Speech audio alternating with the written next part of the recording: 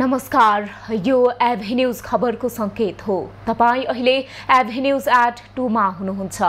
म ममता थापा। प्रारम्भमा मूल खबर।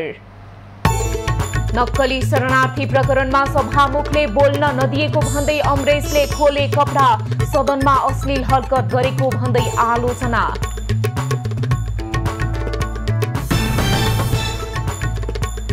नक्कली भुटानी प्रकरणको पारदर्शी अनुसन्धान गर्न सांसदहरूको माग। भ्रष्टाचार छानबिन गर्न सर्वाधिकार सम्पन्न आयोग गठन हुनुपर्ने भनाई।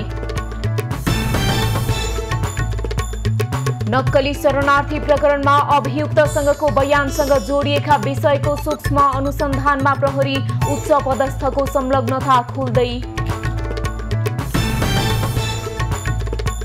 काठमाडौँ भित्रका खम्बाहरूमा रहेका तार व्यवस्थापन गर्ने काम सुरु। पहिलो चरणमा न्यू रोड र माइती घरमा तार व्यवस्थापन गरिने।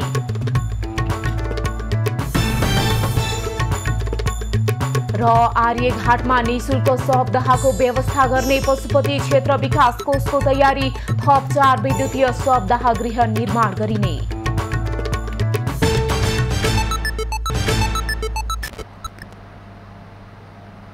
अब खबरको सिलसिला प्रारम्भ गरौं सदनमा अश्लील हरकत सम्बन्धी प्रसंगबाट। प्रतिनिधि सभा सदस्य अमरेश कुमार सिंह सदनमै अर्धनग्न बनेका छन्। संसद भवनमा सोमबार बैठक चलिरहेका बेला स्वतन्त्र सांसद सिंहले सर्ट र गन्जी खोलेका हुन्। सांसद सिंहले आकस्मिक समय नपाएको भन्दै लुगा फुकालेका हुन्। पटक पटक सभामुख देवराज घिमिरेले चेतावनी दिँदा पनि उनले कपडा खोलेका हुन्।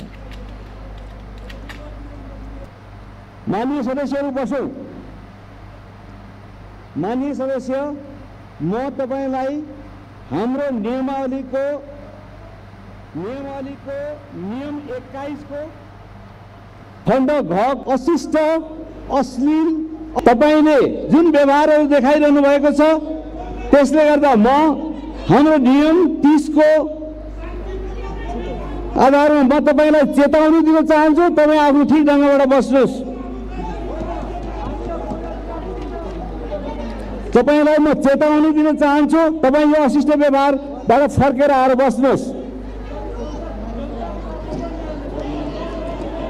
ल माननीय सदस्य, सभामुख देवराज घिमिरेले अश्लील हरकत गरेकाले कारबाही गर्ने चेतावनी दिएपछि सिंह शान्त बनेका थिए।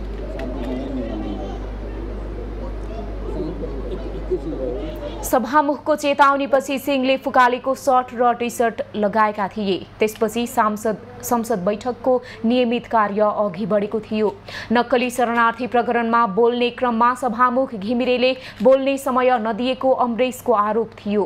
कांग्रेसबाट विद्रोह गरी स्वतन्त्र रूपमा उम्मेदवारी दिई सांसद बनेका अमरेश पछिल्लो समय आफू भ्रष्टाचार विरोधी अभियानमा लागेको बताउँदै आएका छन्।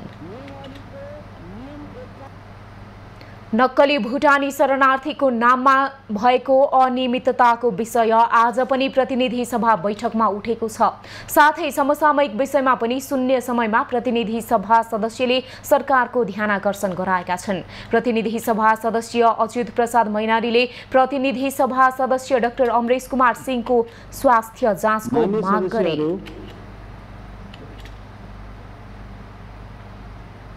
मान्य सदस्यहरू बसिदिनको लागि म अनुरोध गर्छु। यो सभामुख महोदय, संसदमा जे गतिविधि देखा परेको छ, म माननीय सदस्यको स्वास्थ्य जाँचको माग गर्दछु। अमरेश कुमार सिंह, तपाईले जुन भन्नुभएको छ त्यसले गर्दा म सांसद सिंहले आकस्मिक समयमा बोल्न नपाएको भन्दै आफ्नो सर्ट र गन्जी खोलेर विरोध जनाएपछि मैनालीले यस्तो माग गरेका हुन्।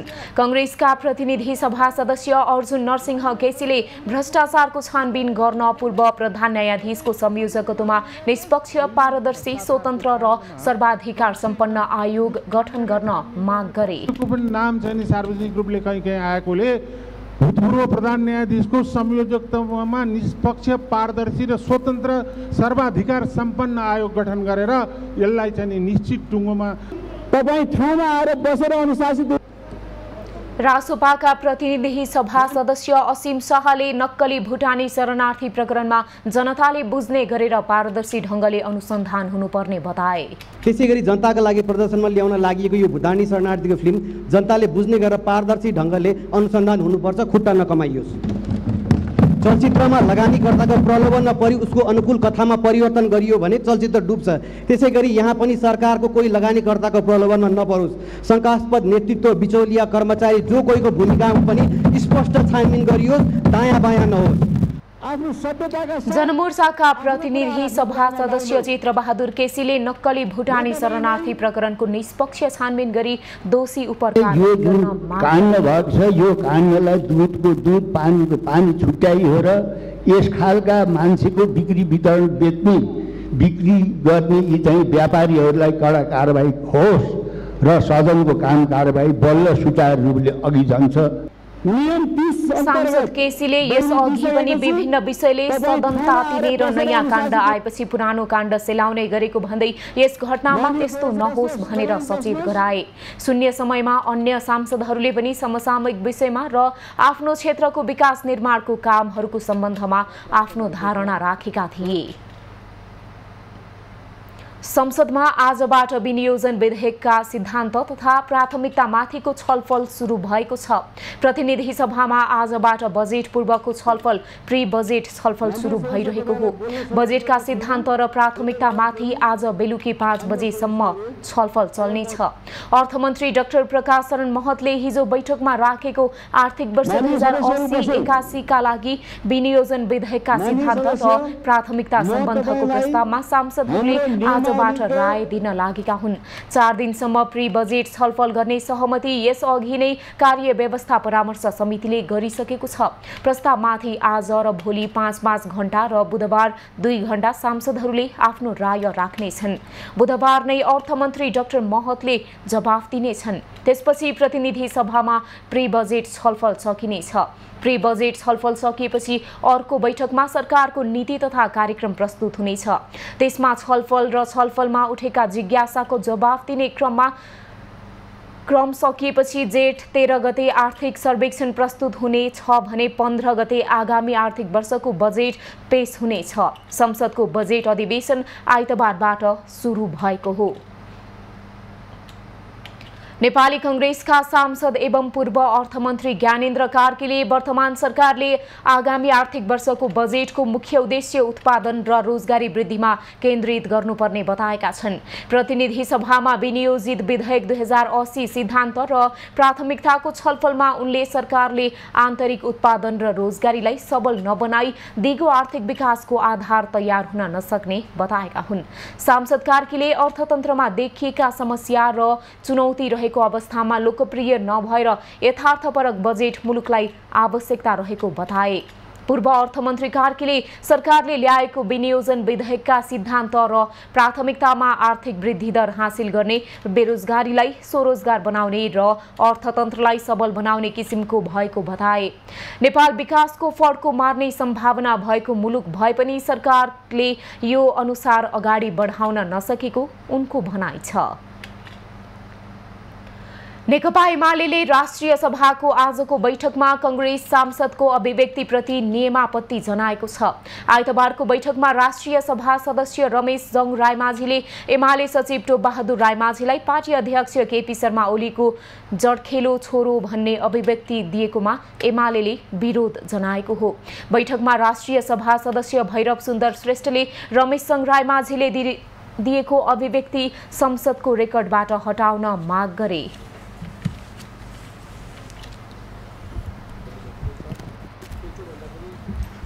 पूर्व उनीहरूलाई उपप्रधानमन्त्री नेकपा एमालेका सचिव र अहिले प्रतिनिधि सभाका बालवाला सांसद माननीय टोपबहादुर रायमाझीलाई का सन्दर्भमा व्यक्त गरेका बैठकमा बजेटका सिद्धान्त र प्राथमिकताको छलफलमा सहभागी हुँदै वामदेव गौतमले सरकारले प्रस्तुत गरेको बजेटका सिद्धान्त र प्राथमिकता नागरिकको आँखामा छारो हाल्नका लागि ल्याइएको जस्तो भएको बताए। यहाँ समस्याको रूपमा पार्वती 7 मिनेट बुदा नम्बर 12 र 13 नम्बर हेर्दा बुदा नम्बर 21 मा आर्थिक माननीय कमला पन्त समय 10 मिनेट। अर्का सदस्य दिलकुमार थापा रावल पार्वतीले विनियोजन विधेयक 2080 का सिद्धान्त र प्राथमिकता तय लय मिलेको निबन्ध जस्तो भएको टिप्पणी गरिन्। शरणार्थीको फाइल सरकार सदस्य माया प्रसाद शर्माले महँगी घटाउने, भ्रष्टाचार शून्यतामा झार्नुपर्ने र ढिलासुस्तीलाई हटाउनुपर्ने प्रमुख आवश्यकता भएको बताए। राष्ट्रिय सभा सदस्यहरूले लगानीमा निजी, सहकारी र सरकारी विषयलाई केन्द्रित गरी अघि लैजानुपर्ने आवश्यकता देखिएको बताए। ठेक्का लिएर वर्षौंसम्म काम नगर्नेहरूलाई कारबाही गर्नुपर्ने पनि सांसदहरूको भनाइ छ। आज साँझ संवैधानिक परिषदको बैठक बस्दैछ। प्रधान न्यायाधीश नियुक्ति लगायतका विषयमा छलफल गर्नका लागि संवैधानिक परिषदको बैठक साँझ 6 बजे बस्न लागेको हो। यसअघि 2 पटक प्रधान न्यायाधीश नियुक्ति सिफारिस गर्न बैठक बसे पनि निर्णय हुन सकेको छैन। संघीय संसद अन्तर्गतको प्रतिनिधि सभाको पहिलो अधिवेशनका अन्तिम समयमा संवैधानिक परिषद सम्बन्धी संशोधन विधेयक पेश गर्ने सहमति भए पनि अन्तिम समयमा आएर रोकिन पुगेको थियो। संवैधानिक परिषदका अध्यक्ष प्रधानमन्त्रीलाई विशेषाधिकार सहित बुदा थप गरेर विधेयक ल्याइएपछि प्रमुख प्रतिपक्षी दल नेकपा एमाले आपत्ति जनाएको थियो। प्रमुख प्रतिपक्षी दल एमालेको आपत्तिपछि कार्यसूचीमा समावेश गरिसकेको सो विधेयक अन्तिममा फिर्ता लिएको थियो। एमाले संसदीय सुनवाईको पूर्णतापछि मात्रै सो विधेयक अघि बढाउनुपर्ने शर्त राख्दै आएको छ। नेपाल बार एसोसिएसन लगायतले प्रधान न्यायाधीश नियुक्तिका लागि दबाब दिँदै आए पनि दलीय सहमति जुट्न नसक्दा बैठक निष्कर्षविहीन हुँदै आएका छन्। नक्कली भुटानी शरणार्थी बनाएर नेपालीलाई अमेरिका पठाएको ठगी काण्डमा प्रहरीले फेला पारेका कागजात र अभियुक्तसँगको बयानसँग जोडिएका विषयलाई प्रहरीले सूक्ष्म अनुसन्धान थालेको छ। सो प्रकरणमा रकम लेनदेन भएको भनी आइतबार एउटा अडियो टेप सार्वजनिक भएपछि त्यसमा पनि प्रहरीले अनुसन्धान अघि बढाएको हो। प्रहरी हिरासतमा रहेका कतिपय अभियुक्तले रकम बुझाएको भनी दाबी गरिएका बयान मात्रै पर्याप्त नहुने भएकाले त्यसलाई प्रमाणित गर्ने आधार र प्रमाण संकलन भइरहेको प्रहरीको भनाइ छ। प्रहरी हिरासतमा रहेका मोरङका सन्देश शर्मा, केशव दुलाल, सागर राई, ललितपुरका सानु भण्डारी र 5 थरका कुमार गुरुङको बयानका क्रममा उच्च पदस्थ पनि घटनामा संलग्न रहेको खुल्दै आएको छ। पूर्व गृह सचिव टेकनारायण पाण्डेलाई प्रहरी हिरासतमा राखेर थप अनुसन्धान गर्न जिल्ला अदालत काठमाडौँबाट थप 7 दिनको अनुमति दिइएको छ। तत्कालीन गृहमन्त्री रामबहादुर थापाका सुरक्षा सल्लाहकार इन्द्रजित राई, पूर्व उपप्रधानमन्त्री टोपबहादुर रायमाझीका छोरा सन्दीप रायमाझीलाई प्रहरीले पक्राउ गरी बयान लिइरहेको छ। सोही प्रकरणमा एमालेका सचिव टोपबहादुर रायमाझी, प्रतीक थापा, निरज राई विरुद्ध प्रहरीले पक्राउ पूर्जी जारी गरी खोजी कार्य तीव्र पारेको छ। यसैबीच नक्कली भुटानी शरणार्थी प्रकरणमा मुछिएका तत्कालीन गृहमन्त्री बालकृष्ण खाँडले गिरोहको स्वार्थ सिद्ध हुने गरी ओली सरकारका बेला तयार भएको प्रतिवेदन कार्यान्वयनमा अग्रसरता लिएको खुलेको छ। शेरबहादुर देउवा नेतृत्वको सरकारका गृहमन्त्री खाँडले अघिल्लो ओली सरकारका पालामा पूर्व सहसचिव बालकृष्ण पन्थी नेतृत्वको कार्यदलले तयार गरेको प्रतिवेदन कार्यान्वयनका लागि सुझाव पेश गर्न जिल्ला प्रशासन कार्यालय झापालाई पत्र लेख्दै निर्देशन दिएको खुलेको हो। 2079 जेठ 27 मा मन्त्री स्तरीय निर्णय भन्दै जिल्ला प्रशासन झापालाई पत्र लेखिएको थियो। आज रातो मसिन्द्रनाथको रथ महिलाले मात्रै तानेर लगनखेलको इट्टी टोलमा पुर्याएका छन्। रथ यात्राको क्रममा हरेक वर्ष नरिवल खसाल्ने जात्राको भोलिपल्ट महिलाहरूले मात्रै रथ तान्ने परम्परा छ। यसैबीच रातो मसिन्द्रनाथको कुलदेवी पूजा वैशाख 28 गते हुने भएको छ। हिजो नरिवल खसाल्ने जात्राको दिन बाराही गुठियार गुठी संस्थानका प्रतिनिधि सहितको टोलीले कुलदेवीको पूजाको साइत निकालेको हो। कुलदेवी पूजा 4 दिनसम्म हुने गर्छ। मसिन्द्रनाथको कुलदेवी भनेर गावाहालमा रहेको पूर्ण चण्डीलाई पूजा गरिन्छ। कुलदेवीको पूजाको दिन वैशाख 28 गते नै रथलाई लगनखेलबाट जाउलाखेलसम्म तान्नका लागि साइत हेर्ने गरिन्छ। रथ जाउलाखेलमा पुर्याएको 4 दिनमा भोटो जात्रा हुने गर्छ। भोटो जात्रापछि रातो मसिन्द्रनाथलाई खटमा राखेर बुङमती र मीननाथलाई टङ्गल लगिनेछ। यो सँगै यस वर्षको रातो मसिन्द्रनाथको रथ यात्रा सकिनेछ। काठमाडौँ महानगरपालिकाले काठमाडौँका अव्यवस्थित तारहरूको व्यवस्थापन कार्य सुरु गरेको छ। काठमाडौँको माइती घर मण्डला क्षेत्रबाट अव्यवस्थित तार व्यवस्थापन सुरु भएको हो।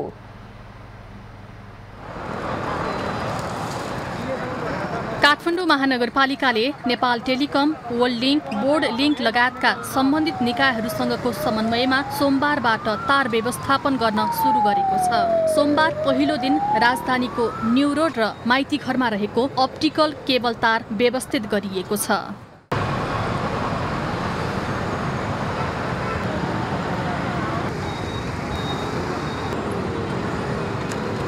अभियान काठमाडौँभरका अव्यवस्थित तार नहटाएसम्म जारी रहने महानगरले जनाएको छ। अव्यवस्थित तारको कारण कतिपय दुर्घटना निम्ति रहेको र त्यसलाई कम गर्नको लागि पनि यसले महत्त्वपूर्ण भूमिका खेल्ने महानगरको अपेक्षा छ। मेयर साहबले काटेर हिँड्ने भन्नुभयो होइन नि, व्यवस्थापन गर्ने भन्नुभयो हो, त्यो बुझाइमा समस्या हुनेगा हो। जुनमा सेवा चलिराखेको छ त्यसलाई हटाउने होइन, जुन डेथ तार छन् त्यो मात्रै हटाउने। नेपाल टेलिकमले आफ्नो तार सबै फाइबरबाट चलाइसकेको र तार पहिचान गरेर मात्रै काट्न आग्रह गरेको जनाएको छ। तार व्यवस्थापन कार्य समन्वयमा सुरु भएको टेलिकमको भनाइ छ। टेलिकमको तार भनेको फाइबरको भनेको मोस्टली 2 देखि 3 4वटा मात्र हुन्छ। एउटा चाहिँ हाम्रो मोबाइलमा टावरमा गएको बिटिएसको हुन्छ होइन, एउटा चाहिँ यो क्याबिनेट भने एफटिसी चलाउनलाई हुन्छ। त्यो भनेको मोस्टली मिनिमम 1 देखि होइन 4-5वटासम्म हुन्छ। त्योभन्दा बढी हाम्रो फाइबरको तार छैन पोलमा।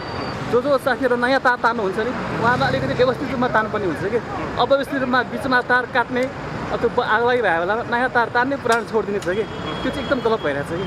मानवीय त्रुटिको कारण समस्या आइरहेको अवस्थालाई मध्यनजर गरी तार व्यवस्थापन सुरु गरिएको टेलिकम र टेलिफोन सेवा प्रदायकहरूको भनाइ छ। असरल देखिएका तारहरूको व्यवस्थापनले नै सुन्दर काठमाडौँ हुन मद्दत पुग्ने उनीहरूको विश्वास छ। मैले आफै नै अहिले योभन्दा बाँकी अझै व्यवस्थापन गर्न बाँकी छ भनेर रोकेको हो। यसको लागि माइती घरदेखि यता एयरपोर्टसम्मको लागि मैले नेतृत्व लिएको छु। अर्को एकजना डिसम्बरबाट पनि हुनुहुन्छ। अब जसरी हुन्छ हामी मिलाएर काम गर्छौँ। यो व्यवस्थापन भइसकेको छैन, तर तपाईँले यदि हेर्नुहोस् कि हामीले कति घटायौँ।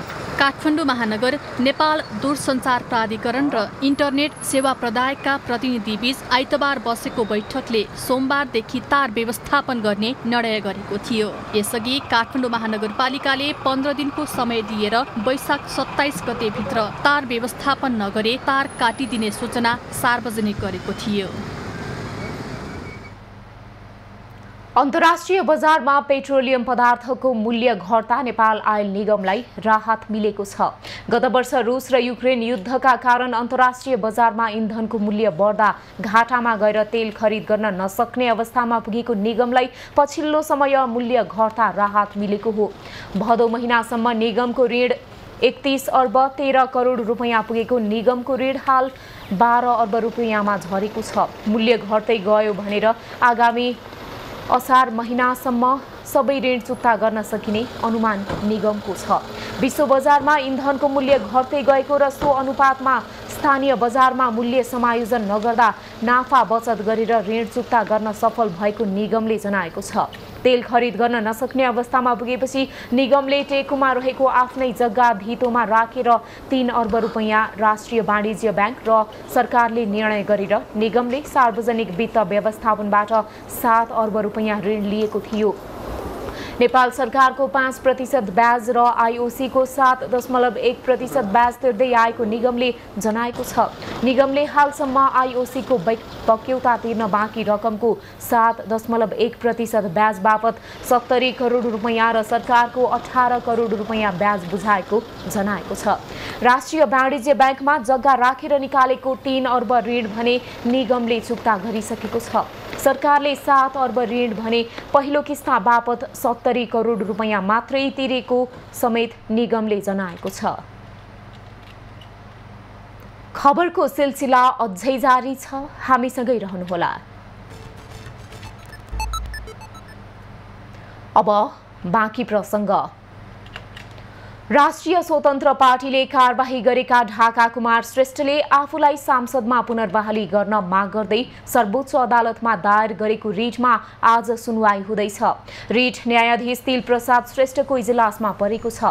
मेडिकल व्यवसायी दुर्गा प्रसाईसँग 2 करोड रुपैयाँ मागेको अडियो सार्वजनिक भएपछि पार्टीले कारबाही गरेका श्रेष्ठले आफूलाई सांसदमा पुनर्बहाली गर्न माग गर्दै अदालतमा रिट हालेका हुन्। मन्त्री हुनलाई मेडिकल व्यवसायी प्रसाईसँग पैसा मागे भन्दै श्रेष्ठलाई रासोपाले समानुपातिक सांसद र पार्टी साधारण सदस्यबाट हटाएको थियो। श्रेष्ठलाई सांसदबाट हटाइएको सूचना सभामुख देवराज घिमिरेले संसदमा पढेर सुनाइसकेका छन्। रासोपाले नयाँ सांसद सिफारिस गरे पनि नियुक्त हुन भने बाँकी रहेको छ। पशुपति आर्यघाटमा दाह संस्कारका लागि ल्याइने शवहरूलाई अब पशुपति क्षेत्र विकास कोषले निशुल्क शव दाहको व्यवस्था गर्ने भएको छ। संस्कृति पर्यटन तथा नागरिक उड्डयन मन्त्रालयमा बसेको पशुपति क्षेत्र विकास कोषको सञ्चालन परिषदको बैठकले पशुपति क्षेत्रमा दाह संस्कारका लागि ल्याइने शवहरूलाई थप विद्युतीय शव दाह गृहको व्यवस्था गरी निशुल्क दाह संस्कारको व्यवस्था गर्न लागिएको हो। पशुपतिमा शवहरूको दाह संस्कारका लागि अहिले 2वटा विद्युतीय शवदाह गृह रहेका मध्ये एउटा मात्रै सञ्चालनमा रहेको छ। बिग्रिएकालाई मर्मत गर्ने र थप 4वटा विद्युतीय शवदाह गृह निर्माण गरी निशुल्क बनाइने कोषको तयारी छ। अहिले सञ्चालनमा रहेको 1 विद्युतीय शवदाह गृह र थप 4वटा विद्युतीय शवदाह गृह निर्माणपछि जम्मा 5वटा विद्युतीय शवदाह गृह हुनेछ। ती विद्युतीय शवदाह गृह निर्माणको काम सकिएसँगै पशुपति क्षेत्र विकास कोषले सबै शवहरूको निशुल्क दाह संस्कार गर्ने तयारी गरेको बताइएको छ। अहिले पशुपति आर्यघाटमा शवको दाह संस्कार गरे बापत दाउराबाट जलाउने घाटमा 15,000 र विद्युतीय शवदाह गृहमा 4,000 रुपैयाँ शुल्क लिने गरेको छ। नेपाल उद्योग वाणिज्य महासंघका अध्यक्ष चन्द्र प्रसाद ढकालले सरकारको लक्ष्य अनुसार आर्थिक वृद्धि दर हुन नसक्नु उद्योगी व्यवसायीहरूका लागि चुनौती रहेको बताएका छन्। बागलुङ उद्योग वाणिज्य संघको 59औं साधारण सभाको उद्घाटन गर्दै उनले लक्ष्य अनुसार आर्थिक वृद्धि दर हुन नसक्ने स्थिति उद्योगी व्यवसायका लागि दुःखद भएको बताएका हुन्। चालु आर्थिक वर्षमा 2.16% मात्रै आर्थिक वृद्धि दर हुने प्रक्षेपणले अर्थतन्त्रमा समस्या रहेको देखाउने उनको भनाइ छ। व्यक्तिगत रूपमा महासंघको अध्यक्षको हिसाबले इन्टायर नेपालभरिको चाहिँ व्यवसायीहरूलाई चाहिँ जोड्ने कुरामा अथवा एफडीआई ल्याउने चाहिँ कुरामा हामी जोइन्टली वास्तवमा चाहिँ अगाडि बढौँ, त्यसमा पनि म लाग्ने छु भनेर पनि म विश्वास दिलाउन चाहिँ चाहन्छु। अध्यक्ष ढकालले आर्थिक संकट समाधानका लागि सरकार निजी क्षेत्र मिलेर काम गर्नुपर्नेमा जोड दिए। कार्यक्रममा महासंघका वरिष्ठ उपाध्यक्ष अञ्जन श्रेष्ठले वर्तमान आर्थिक संकट समाधानको रणनीति तयार गर्ने लगानीको वातावरण बनाउन महासंघले पहल गर्ने बताए। पुँजीको अभाव छ, पुँजीको अभावलाई चाहिँ समाधान गर्न हामीले बाहिरबाट पैसा ल्याउनु पर्ने चाहिँ परिस्थितिहरू भइरहेको छ। त्यसको लागि हामी चाहिँ वर्कआउट गरिरहेका छौँ। हेजिङ फन्ड, हेजिङको कुरा र त्यो कन्ट्रिब्युटिङको कुरा, योबाट चाहिँ बाहिरबाट पैसा ल्याएर पनि लगानी गर्न सक्ने परिस्थिति हुन्छ कि त्यो निजी क्षेत्रले होस् अथवा चाहिँ सरकारी तौरबाट होस्, यो गर्नुपर्ने चाहिँ परिस्थिति छ। महासंघकी उपाध्यक्ष ज्योत्सना श्रेष्ठले व्यापार व्यवसाय र उत्पादन घट्नुका साथै लागत लगातार बढ्दा देखिएको चुनौती सरकार निजी क्षेत्र मिलेर समाधान गर्नुपर्ने बताए। देखि नै हामी एक टिम भएर हामी लागिरहेको छ र हाम्रो अध्यक्षज्यू, वरिष्ठज्यू, उपाध्यक्षज्यू, हाम्रो कार्य समितिज्यूका साथमा एक टिममा हामी प्रतिबद्धता गर्दै हामी चाहिँ यो आर्थिक स्थितिलाई चाहिँ हामी उठाउनेछौँ। कार्यक्रममा उद्योग वाणिज्य महासंघका पदाधिकारीले बागलुङको पर्यटन, कृषि र जलविद्युत क्षेत्रमा राष्ट्रिय तथा अन्तर्राष्ट्रिय लगानी भित्र्याउन पहल गर्ने प्रतिबद्धता जनाएका छन्। कर्णालीका बालबालिका कुपोषणको शिकार बनेका छन्। पछिल्ला केही वर्ष यताको सरकारी तथ्याङ्क हेर्दा कर्णालीमा कुपोषणको दर पनि निकै डरलाग्दो देखिएको छ। नेपाल जनसांख्यिक स्वास्थ्य सर्वेक्षण 2022 का अनुसार ठूलो संख्यामा बालबालिका कुपोषणबाट पीडित रहेको पाइएको छ। सर्वेक्षण अनुसार प्रदेशमा 5 वर्ष मुनिका 36% बालबालिकामा पुर्कोपनाको समस्या देखिएको छ। नेपालभर 25% बालबालिकामा उक्त समस्या देखिएकोमा कर्णाली अन्य प्रदेशकै तुलनामा समेत अग्र पंक्तिमा देखिएको हो। पोषण सुधारमा हाल गरिएको लगानी पर्याप्त नभएको कर्णाली प्रदेश योजना आयोगले जनाएको छ। कर्णालीमा 4% बालबालिकामा ख्याउटेपना देखिएको छ। तथ्याङ्क अनुसार 15 देखि 49 वर्षका 15% महिलाहरूमा ख्याउटेपनाको समस्या देखिएको छ। कर्णाली प्रदेशमा 27% बालबालिकामा कम तौलको समस्या देखिएको छ। प्रदेशमा 40% 6 महिनादेखि 59 महिनाका बालबालिका रक्त अल्पताबाट पीडित रहेको पाइएको छ। यसैगरी 15 देखि 49 वर्षका 21.2% महिलाहरू रक्त अल्पताबाट पीडित भएका छन्। 2071 देखि संघीय सरकारले पोषणमा सुधार ल्याउन कर्णालीमा बहुक्षेत्रीय पोषण कार्यक्रम लागू गरे पनि प्रभावकारी देखिएको छैन। कर्णाली प्रदेशमा बहुसांख्यिक नागरिक गरिबीको रेखामुनि छन्। नेपालको बहुआयामिक गरिबी 28.6% रहेकोमा प्रदेशको बहुआयामिक गरिबी दर 51.2% छ। कर्णाली आर्थिक रूपमा विपन्न र सामाजिक सांस्कृतिक रूपले पछाडि परेको छ। बाँके जिल्लाको नेपालगञ्ज रंगशालामा अन्तर्राष्ट्रिय मापदण्डको पौडी पोखरी निर्माण भए पनि प्रयोगमा आउन सकेको छैन। देशमा आएको आर्थिक मन्दी र पर्याप्त प्रचार नभएकै कारण पौडी पोखरीले पौडी खेल्ने खेलाडी पाउन नसकेको हो। झण्डै 20 करोड लगानीमा तयार भएको नेपालगञ्ज रंगशालाको पौडी पोखरी प्रयोगमा आउन सकेको छैन। 8औं राष्ट्रिय खेलकुद प्रतियोगिता सञ्चालन गर्नकै लागि भनेर ढिलो गरी निर्माण गरिएको पोखरी अझै प्रयोगमा आउन नसकेको हो। विगतका वर्षहरूमा स्थानीय क्लब, विद्यालय र स्थानीय व्यक्तिहरू आएर सिक्ने कार्य भए पनि यस वर्ष भने त्यो संख्या न्यून जस्तै छ। नियमित आउने खेलाडीहरू चाहिँ नियमित आइराखेका छन्। जो स्विमिङमा मजाले नै पारखहरू हुन्छ उहाँहरू चाहिँ आउनु भएको छैन। साथसाथै यो नेपालको जुन आर्थिक मन्दी छ नि त्यसले गर्दा पनि मान्छेसँग त्यो उत्सुकता स्विमिङ खेलौँ भन्ने किसिमको चाहिँ मान्छेसँग धेरै कम भएको हुनाले पोहोर सालको दाँजोमा यो सब धेरै कम छ। राष्ट्रिय खेलकुदका लागि ठूलो धनराशि खर्च गरेर बनेका संरचनाको उचित संरक्षण नभएकोमा खेलप्रेमी चिन्तित छन्। देशका मुख्य स्थानमा बनेका रंगशालामा राष्ट्रिय स्तरका प्रतियोगिता सञ्चालन गर्न सके खेल संरचनाको संरक्षण र सदुपयोग हुने राष्ट्रिय खेलकुद परिषदको ठम्याइ छ। परिषदले पनि खेल प्रतियोगिता र शुल्क परिमार्जन गरेर पूर्वाधारको सदुपयोग गर्ने विश्वास दिएको छ। 8औं राष्ट्रिय खेलकुद प्रतियोगिता सञ्चालन गर्नकै लागि नेपालगञ्ज रंगशालामा झण्डै 50 करोड रकम खर्च गरेर पूर्वाधार निर्माण गरिएका थिए। बाढी, पहिरो जस्ता विपदको समयमा हुने जोखिम घटाउने उद्देश्यले काभ्रेको दोलालघाटमा विपद प्रतिकार्य संयुक्त अभ्यास गरिएको छ। जिल्लास्थित सुरक्षा निकायको सक्रियता सुनकोशी नदी विपद पूर्व अभ्यास गरिएको हो। जिल्ला विपद व्यवस्थापन काभ्रेले भुल्लु गाउँपालिकाको दोलालघाटमा विपद प्रतिकार्य संयुक्त अभ्यास गरेको छ। नेपाली सेना कालीजङ गढको अगुवाई सहितको पहलमा जिल्ला समन्वयन समिति काभ्रेको समन्वयन, जिल्ला विपद व्यवस्थापन काभ्रेको प्रदर्शन तथा विपद व्यवस्थापन र प्रतिकार्यसँग सम्बन्धित सरोकारवाला निकायहरूको सहकार्य र सहभागितामा भुल्लु गाउँपालिकाको सुनकोशीमा अभ्यास मनसुन प्रतिकार्य आयोजना गरिएको हो।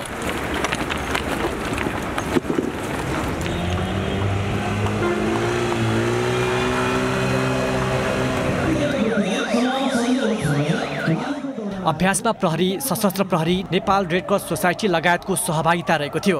अभ्यासमा नेपाली सेना कालीजङ गढको टोलीले बाढी पहिरोमा परेको घरमा फँसेका र बाढीले बगाएकाको उद्धार अभ्यास गरेको थियो।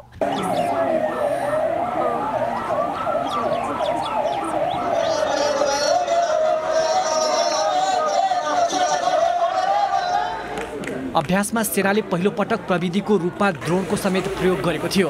मनसुनमा जिल्लामा हुन सक्ने विपदका घटनाहरूको न्यूनीकरण तथा पूर्व तयारीका लागि अभ्यास गरिएको प्रशासनले जनाएको छ। पूर्व तयारीका कुराले पुगेन र हामीले उद्धार नै गर्नुपर्ने भयो, खोज गर्नुपर्ने भयो, उद्धार गर्नुपर्ने भयो भने त्यति बेला हामीले कसरी गर्ने त भन्ने यो अभ्यास गरेका छौँ। हामीसँग इच्छा शक्ति, हामीमा इमान्दारिता हुने हो र काम गर्ने हो भने यो देशको कायापलट गर्न सकिन्छ भन्ने कुरा यो सेनाले, सशस्त्रले, नेपाल पुलिसले देखाउनु हो। काभ्रेपलाञ्चोक जिल्ला प्राकृतिक विपदको हिसाबले उच्च जोखिम भएको जिल्ला हो। यस जिल्लाको अधिकांश भूभाग पहाडी तथा भिरालो भएको र यस जिल्ला भएर बग्ने सुनकोशी, इन्द्रावती, रोशी लगायतका ठुला नदी तथा खोलाहरू जोखिमयुक्त मानिएका छन्। जनप्रतिनिधिहरूले भने स्थानीय सरकारसँग बजेट भए पनि विपदका लागि आवश्यक सिप, जनशक्ति र सामग्री समेत नहुने भएकाले वडा स्तरमा यस्ता अभ्यास र तयारी आवश्यक रहेको बताएका छन्। नागरिकहरूको उद्धारको क्रममा जसरी खटिनुहुन्छ, जसरी लाग्नुहुन्छ, यो सबै नागरिकहरूले यो बुझ्नुपर्ने कुरा उहाँहरूको उद्धार शैली र यो अनुशासन र डेमोन्स्ट्रेसनले हामी सबैलाई सचेतनापूर्वक हामी पनि यो सचेतनाबाट हामी सबै नागरिकहरू सचेत हुनुपर्छ भन्ने एउटा सन्देश यसले दिएको छ। चालु आर्थिक वर्षको 9 महिनामा काभ्रेपलाञ्चोकमा 424 जना विपदका घटनामा परेका छन्। तीमध्ये 59 को मृत्यु भएको छ भने 377 जना घाइते भएका छन्। विपदमा परेका मध्ये सुरक्षाकर्मीले 33 जनाको उद्धार गरेको जनाएको छ।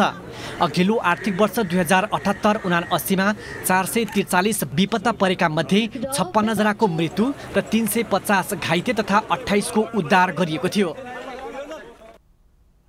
कोशी प्रदेशकै पर्यटकीय स्थलको रूपमा परिचित बन्दै गएको धनकुटाको सागुरी गढी गाउँपालिका स्थित भेडेटारमा गर्मी बढेसँगै पर्यटकको चहल पहल बढ्ने गरेको छ। तराईमा गर्मी हुँदा भेडेटार सधैँ चिसो हुने भएकाले प्राकृतिक मनोरम दृश्यसँगै शीतलताका लागि तराईबाट भेडेटार उकालो चढ्नेको संख्या बढ्ने गरेको हो। केही समयदेखि तराईका जिल्लाहरूमा अहिले गर्मी अचाक्ली छ। गर्मीले उकुस मुकुस भएका बेला शीतलता प्रदान गर्ने रमणीय स्थलको रूपमा सर्वसाधारणले भेडेटारलाई रोज्ने गरेका छन्। एकछिन भए पनि उद्धुम गर्मी छल्न र भेडेटारको रमणीय स्थल अवलोकन गर्न भेडेटार पुग्ने गरेको पर्यटक बताउँछन्। छिनछिनमा मौसम परिवर्तन हुने भेडेटारको विशेषताले भेडेटारको आकर्षणमा थप सहयोग पुर्याएको छ। एकैछिनमा घाम लाग्ने, एकैछिनमा कुहिरो, कस्तो मौसम हेर्नु त नेपालको पर्यटक स्थल भेडेटार साँच्चै नै आज रमणीय छ। भेडेटारदेखि राजा रानीसम्म पुग्ने सडक जीर्ण भएकाले भने घुम्न जानेलाई असहज हुने गरेको छ। तराईमा धेरै गर्मी भएर गर्मी छल्न भेडेटार पुग्नेहरूले छिनछिनमा मौसम परिवर्तन हुने विशेषताले भेडेटारको सौन्दर्यता थपिएको यहाँ पुग्नेहरू बताउँछन्। छिनछिनमा बादल लाग्ने, छिनछिनमा घाम लाग्ने, चिसो हावा चल्ने पूर्वकै सुन्दर पर्यटकीय स्थलको रूपमा रहेको भेडेटार परिचित रहेको छ। एकैछिनमा अहिले पनि यस्तो वाउ छ क्या, यस्तो कुहिरो लागिरहेछ। एकछिनमा छिनछिनमा मौसम चेन्ज हुने, एकछिनमा हावा चल्ने, कुहिरो लाग्ने, यसको विशेषता यस्तै छ। एकदम धेरै रमाइलो लागिरहेछ। हामी त खासमा विराटनगरमा धेरै गर्मी भएरै भेडेटार घुम्न आएको। एकैछिनमा यस्तो कुल मौसम छ, उहाँको यति धेरै गर्मी खाएर यहाँ चिसोमा आउँदा एकदम कुल फिल भइरहेछ, एकदम रमाइलो लागिरहेछ। गर्मीको मौसममा गर्मी छल्न भेडेटार पुग्नेहरू आन्तरिक पर्यटक मात्रै हुँदैनन्, यहाँ भारतको पश्चिम बङ्गालका सर्वसाधारण समेत पुग्ने गरेका छन्। कोरोना संक्रमणपछि भने बाह्य पर्यटक अत्यन्तै कम मात्रा आउने गरेको होटल एसोसिएसन भेडेटारले जनाएको छ। विगतको तुलनामा कम आए पनि पुनः पर्यटक बिस्तारै बढ्ने आशामा होटल व्यवसायहरू छन्। अब गर्मी बढे सँगसँगै मान्छे चाहिँ आउँछ भन्ने हामी व्यवसायले आशावादी छौँ। तर मान्छे अहिले यो देशको अलिकति अब आर्थिक क्राइसिसकै कारणले होला, अब ब्याङ्किङ भयो, हरेक कुराहरू अब मान्छेहरूसँग अहिलेको यो जुन कोभिडदेखि यताको चाहिँ व्यापारहरू चाहिँ अलिक खस्किलो नै छ। अब हामी चाहिँ आशावादी नै छौँ। नमस्ते झरना, आत्मा बस्ने घर, चार्ल्स पोइन्ट, ध्वजे डाँडा, राजा रानी ताल लगायतका आकर्षक गन्तव्य स्थलका कारण पनि भेडेटारमा पूर्वबाट मात्र होइन भारतको पश्चिम बङ्गालबाट पर्यटक पुग्ने गरेका छन्। विनय प्रधानको रिपोर्ट। खबरको सिलसिला अझै जारी छ, हामीसँगै रहनुहोला। अब पालो एभेन्यूज एट स्पोर्ट्सको।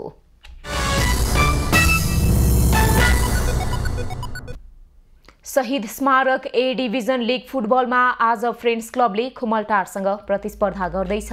फ्रेन्ड्सले खुमलटारसँग च्यासल मैदानमा दिउँसो 3 बजे प्रतिस्पर्धा गर्न लागेको हो। आज तालिकाको पुच्छारमा रहेको दुवै टिमलाई अङ्क तालिकामा सुधार गर्ने अवसर रहेको छ। फ्रेन्ड्स 16 अङ्क सहित तालिकाको 13औं र खुमलटार 17 अङ्क सहित तालिकाको 12औं स्थानमा छ। अर्को खेलमा पुच्छारको पुलिसले मनाङ मर्स्याङदी क्लबसँग इन्फा कम्प्लेक्समा दिउँसो 3 बजे नै प्रतिस्पर्धा गर्दैछ। पुलिसलाई 3 अङ्क बटुल्दै तालिकामा स्थान सुधार गर्ने प्रयासमा हुनेछ।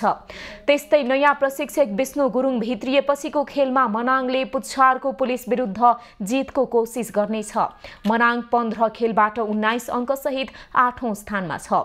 पुलिस 15 अङ्क सहित तालिकाको पुच्छारमा छ। बीबीएस पढ्ने विद्यार्थीहरूलाई खेलकुद क्षेत्रमा पनि अभिप्रेरित गर्ने उद्देश्यले सुनसरीको धरानमा राष्ट्रव्यापी फुटबल प्रतियोगिता हुने भएको छ। मंगलबारदेखि जेठ 5 गतेसम्म धरानमा प्रतियोगिता हुन लागेको हो। प्रतियोगितामा नेपाल भरिबाट 17वटा कलेजले सहभागिता जनाउने आयोजकले जानकारी दिएका छन्। अनुशासनको चाहिँ विकास गर्ने र एक आपसकामा चाहिँ भाइचारा सम्बन्ध स्थापित गर्ने र पढाइका साथसाथै एक्स्ट्रा करिकुलर एक्टिभिटिजमा पनि युवाहरूले उत्तिकै ध्यान दिनुपर्छ भन्ने उद्देश्य हो खेलको समग्रमा। धरानमै यो सिल राख्छौँ, ट्रफी राख्छौँ भनेको थियौँ र त्यो कुरा पुरा भयो। विद्यार्थीहरूलाई ट्रेनिङ दिएर, खेलाडीहरूलाई ट्रेनिङ दिएर हामीले कार्यक्रमहरू अगाडि बढाइरहेका छौँ। धरान रङ्गशालामा हुने प्रतियोगितामा विजेता हुने टिमले 1 लाख, उपविजेता हुने टिमले 50,000 सहित ट्रफी प्राप्त गर्नेछन्। प्रतियोगितामा man of the match, fair play of the tournament, उत्कृष्ट गोलकिपर, सर्वाधिक गोलकर्ता लगायतका विधामा समेत पुरस्कृत गरिने आयोजकले जनाएको छ। 2 वर्ष कोरोना संक्रमणका कारण गर्न नसकेको यो प्रतियोगिता यस वर्ष आयोजना गर्न लागि हो। अब पालो खास खबरको।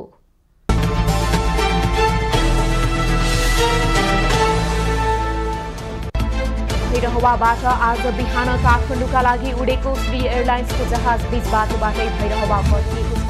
चालक दलका सदस्यले इन्डिकेटरले विमानमा खराबी देखिएको भन्दै विमान फर्काएका हुन्। विमानमा देखिएको समस्याका विषयमा अनुसन्धान भइरहेको विमान कम्पनीले जनाएको छ। सुदूरपश्चिम प्रदेशका मुख्यमन्त्री सहितको टोलीले आज प्रधानमन्त्री पुष्पकमल दाहालसँग भेटवार्ता गरेको छ। आज बालुवाटारमा भएको भेटमा सुदूरपश्चिममा मन्त्री परिषद विस्तार र विकासको योजनाबारे छलफल भएको बताइएको छ। वैशाख 27 गते मुख्यमन्त्रीमा शाह नियुक्त भए पनि सरकार विस्तार भएको छैन।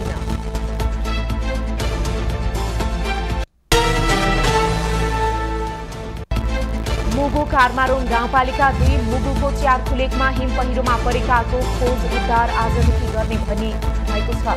सेना प्रहरी सहितको खोज उद्धार टोली आज हेलिकप्टरबाट प्रभावित क्षेत्र जाँदैछ। पहिरोमा पाता राशिका पुन्न सार्कीको मृत्यु भएको छ भने तारा सिंह सार्की र वीरबहादुर बोहरा बेपत्ता छन्।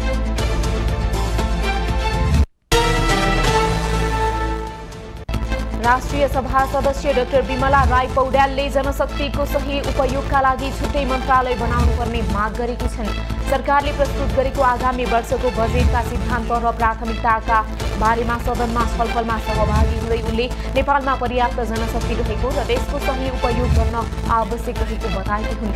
जनशक्तिको सही उपयोगका लागि छुट्टै मन्त्रालय चाहिने उनको भनाइ छ।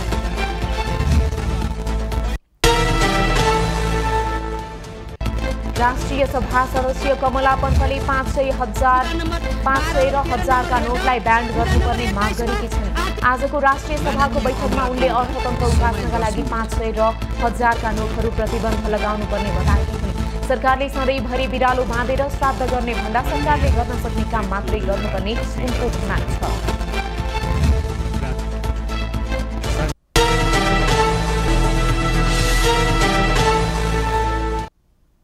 अब पालो एभेन्यूज एट मौसमको।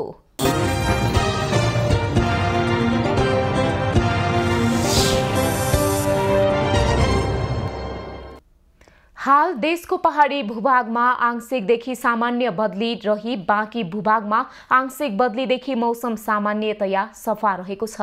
आज दिउँसो देशका पहाडी भूभागमा आंशिकदेखि सामान्य बदली रही बाँकी भूभागमा आंशिक बदलीदेखि मौसम सामान्यतया सफा रहनेछ। कर्णाली प्रदेश र सुदूरपश्चिम प्रदेशका पहाडी भूभागका थोरै स्थानहरू र अन्य प्रदेशका पहाडी भूभागका केही स्थानहरूमा मेघ गर्जन चट्याङ सहित छेडिक वा हल्का वर्षाको सम्भावना रहेको जल तथा मौसम पूर्वानुमान महाशाखाले जनाएको छ। आज काठमाडौँ उपत्यकाको अधिकतम तापक्रम 18 डिग्री सेल्सियस र न्यूनतम तापक्रम 12 डिग्री सेल्सियसका बीचमा रहने अनुमान गरिएको छ। आज सूर्योदय बिहान 5:19 भयो भने सूर्यास्त साँझ 6:41 हुनेछ। आज देशभरको मौसम कस्तो रहला त हेरौं देशका विभिन्न स्थानको अनुमानित मौसमी अवस्था।